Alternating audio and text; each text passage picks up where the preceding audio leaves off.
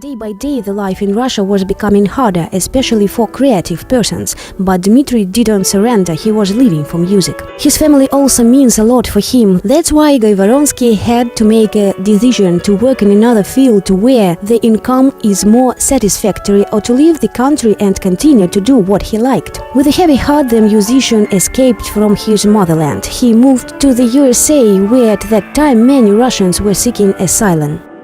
I came to United States and I went, let's say, to nowhere. No friends, no contacts there. I had to change my ideology a bit, which was formed in the spirit of the Soviet Union, on modesty, let's say, comrade spirits and fraternity. The orchestra of Woody Herman, the orchestra of Les Brown. Then Dmitri performed in several groups. On his first cruise, many American musicians got on board. At that time there was the Jazz Festival, which was visited by Count Bass Orchestra with the chief Frank Foster and Jerry Mulligan, quartet in which the famous pianist Ted Rosenthal was playing. When I came to United States, I changed my mind. I became a fighter. Actually, that's natural for Americans. I mean, American business, especially show business. However, now in Russia, it's necessary as well to be a fighter and to be very confident and determined to go far. Of course, it was some language problems, communications problems, contacts problems in the United States, but many problems I'm sorted out, and actually after 2 or 3 years later, I felt like a fish in the water. Knowing English at sea grade, Dmitri nevertheless got used for his life in the USA.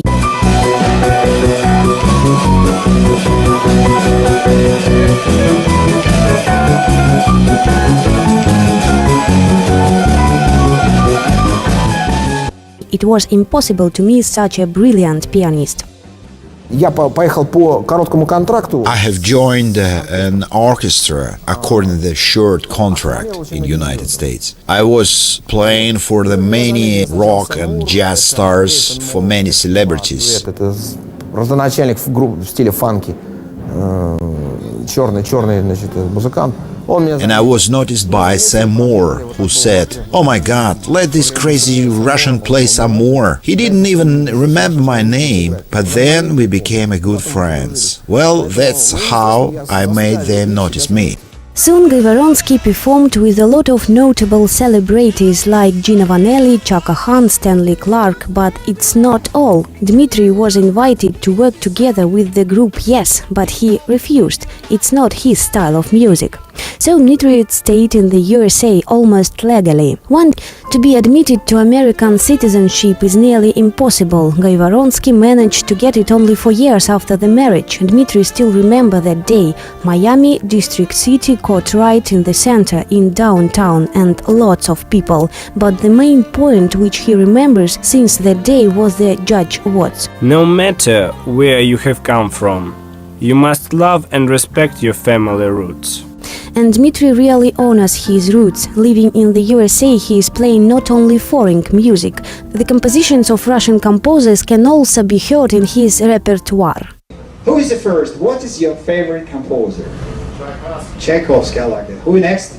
Mozart. Mozart, good. Gershwin. Strauss.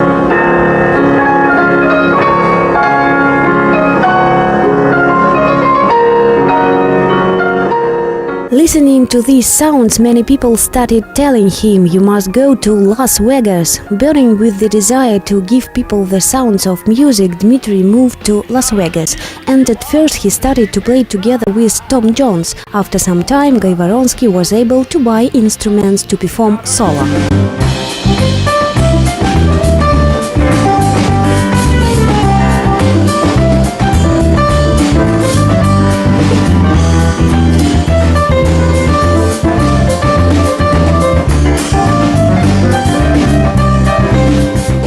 Having only keyboard instruments, he managed to parody the playing of a famous guitarist, Jimi Hendrix. Before long, GUYvoronski presented his own piano show with which he traveled around the world.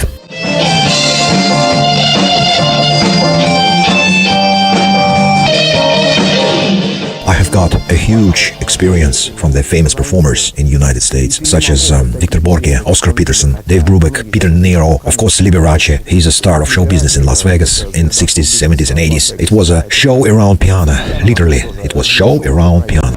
The public received the virtuoso like one of the family. Each time Dmitri grew more and more easygoing. He started to apply tricks and hold concerts. It's amazing.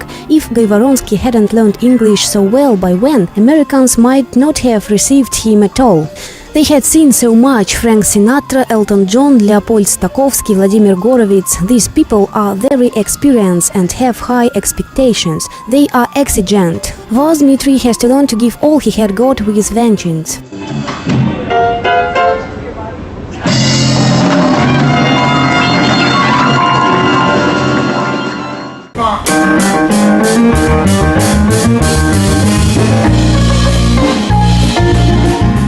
Thanks to his hard work, GUYvoronski had full house, and in the end of each improvisation he drew tremendous applause. The most rated newspaper in Florida, the Palm Beach Post, wrote about Dmitri.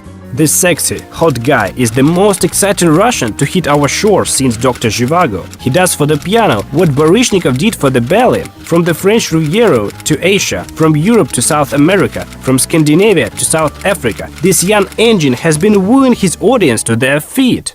Whether on stage or screen, his performances have won rave reviews from even music-harshest critics. Dmitri's range is phenomenal. Classical, jazz, Broadway show tunes, pop music, rock from the 50s, 60s, 70s, 80s and 90s fusion, new age.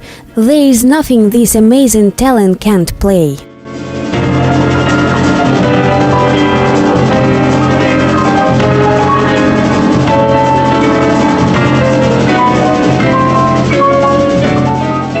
Principle here in the US. People say if the audience looks at the watch and say, "Oh my God, hour has passed like 5 minutes," it means they think the performance was pretty good. The unique ones of the concerts of Russian improviser lays in the fact that people of different social classes and ages can visit this performance.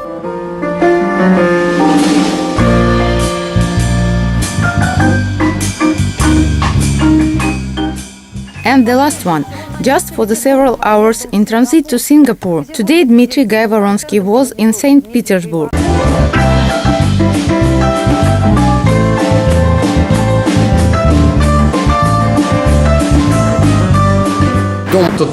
The talent he has, it flows through his heart, and what comes outside is a unique work of art.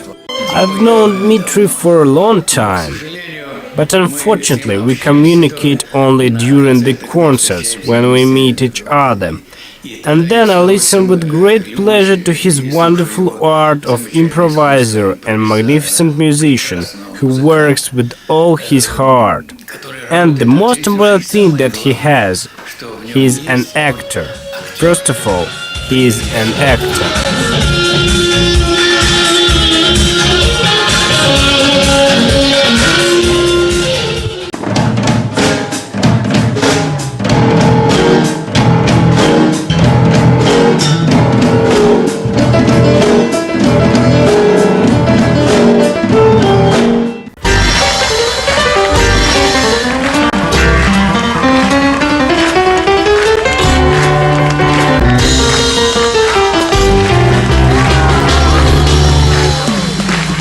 He is occupied with new projects and certainly will surprise the audience with new performances more than once.